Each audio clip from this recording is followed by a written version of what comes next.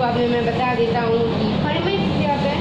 आपको पूर्ण संख्या पता है 0 से अनंत तक, पूर्णांक 1 से अनंत तक, और पूर्णांक जो ऋणात्मक और धनात्मक दोनों तरफ अनंत तक चलती है। और परिमेय संख्या को परिमेय संख्या कहा जाता है यदि p के रूप में लिखा जा सके। तो यहाँ p और q पूर्णांक है, q नॉट इक्वल टू 0 है। यहाँ हम इस बात पर बल क्यों देते हैं, q नॉट इक्वल टू 0, यह समझ गए। अब अगली पॉइंट कि दो संख्याओं के बीच में अनेक परिमेय संख्या है। अब ये थोड़े के उदाहरण है, यह हम देखेंगे। नीचे दिए गए कथन सत्य है या असत्य, कारण के साथ अपने उत्तर दीजिए।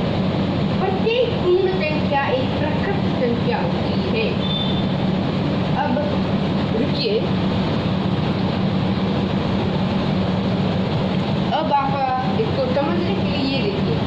प्रत्येक पूर्ण संख्या, पूर्ण यानी अब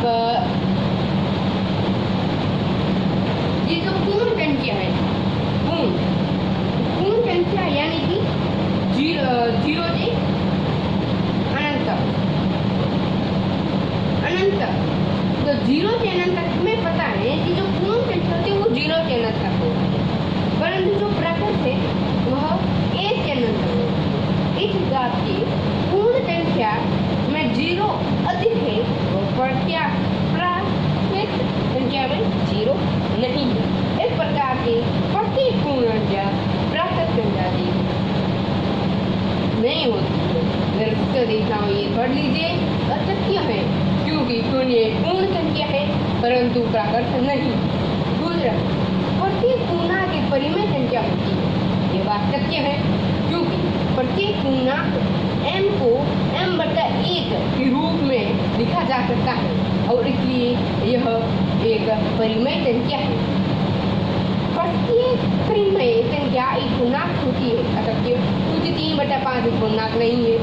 उदाहरण 2, 1 व 2 के बीच की 5 परिमेय संख्या याद कीजिए। उस प्रश्न को हम कम से कम 2 वीडियो से हल कर सकते हैं।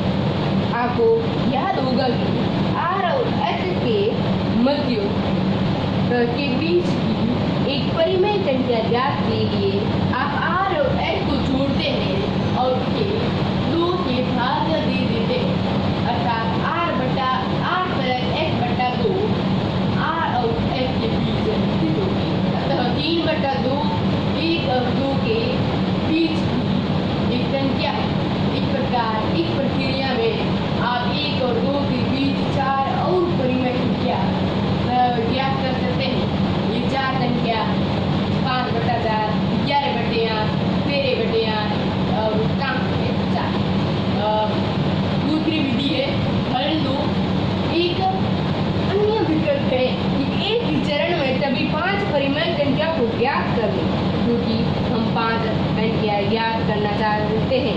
इसलिए हम 5 + 1 अर्थात 6 को हल लेकर और 1 और 2 को परिमेय संख्या के रूप में लिखते हैं, अर्थात a = 6/6 और 2 = 12/6 है।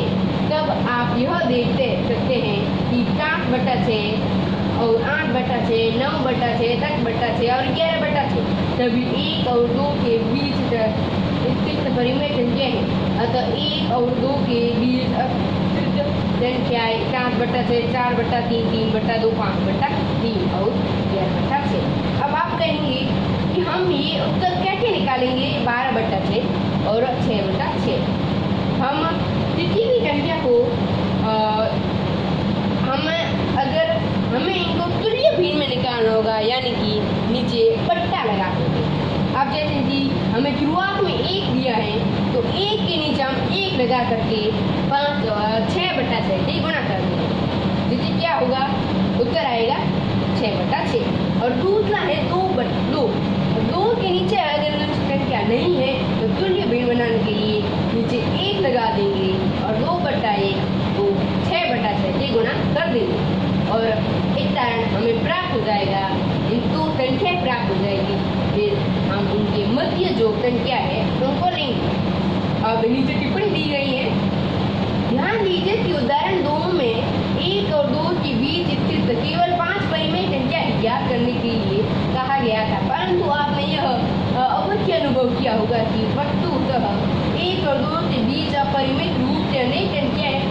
होती है। व्यापक रूप में इन्हीं दो दी हुई परिमेय संख्याओं के बीच अपरिमित रूप की अन्य परिमेय संख्या होती है। तो आप देख सकते हैं जैसे कि 8, 9 बहुत होती है, अनंत होती है। आइए हम संख्या रेखा को पुनः देखिए। क्या आप इस पर रेखा पर स्थित सभी संख्याओं को ले लिया? अभी तक तो नहीं। ऐसा होने का कारण यह है कि ये पॉइंट हो गया है। अब देखिए पहली 1 प्रश्नावली। क्या शून्य एक परिमेय संख्या है? क्या इसे आप P/2 के रूप में लिख सकते हैं, जहाँ P और Q पूर्णांक है और Q नॉट इक्वल टू 0। अब देखिए क्या शून्य एक परिमेय संख्या है? क्या इसे आप P/2 के रूप में लिख सकते हैं, जहाँ P और Q है और Q नॉट इक्वल टू 0 है। हाँ, शून्य एक परिमेय संख्या है क्योंकि इसी संख्या रेखा पर प्रदर्शित कर सकते हैं और P/2 के रूप में लिख सकते हैं। 0 को P/2 के रूप में व्यक्त करने पर 0/1 प्राप्त होता है। यहाँ पर P 0 और Q 1 है और Q नॉट इक्वल टू 0 है। अगले एक 3 प्रश्न है, देख सकते हो आप।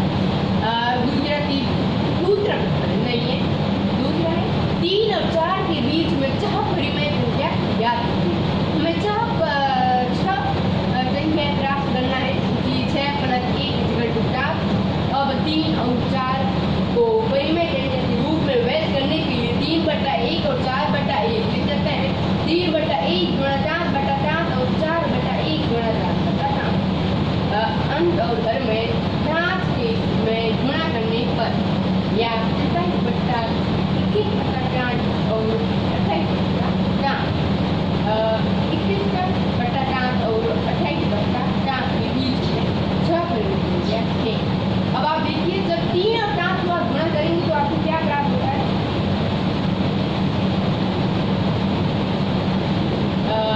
तो आपको 21 प्राप्त होते हैं और 1 और 4 और 4/4 4 और 4 को करेंगे तो 28 और 1 × 4 अतः 21/4 और 28/4 के बीच में 6 परिमेय संख्याएं हैं।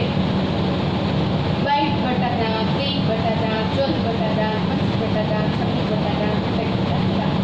अगला प्रश्न 3/5 और 4/5 के बीच 5 परिमेय संख्या ज्ञात कीजिए। अब ये इन सभी प्रश्नों के और हटाना, क्योंकि हमें बट्टा बनाना पड़ रहा है। इसमें बट्टा बनाने की जरूरत है क्योंकि ये बट्टा में ही अब 3/5 और 4/5 को मैं 5 संख्या ढूंढनी है, कुछ है देखना कर दीजिए।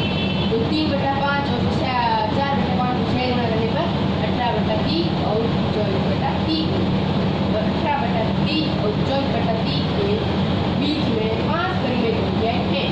19/30 20/30 20/30 22/30 और 1/30।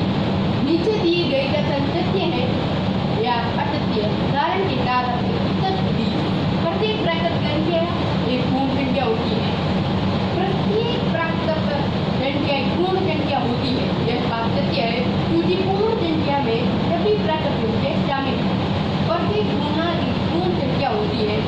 प्रत्येक पूर्णांक संख्या एक पूर्ण संख्या होती है। यह गलत है क्योंकि पूर्णांक में ऋणात्मक पूर्णांक भी होते हैं, जबकि पूर्ण संख्याएं में कोई भी ऋणात्मक नहीं होते हैं।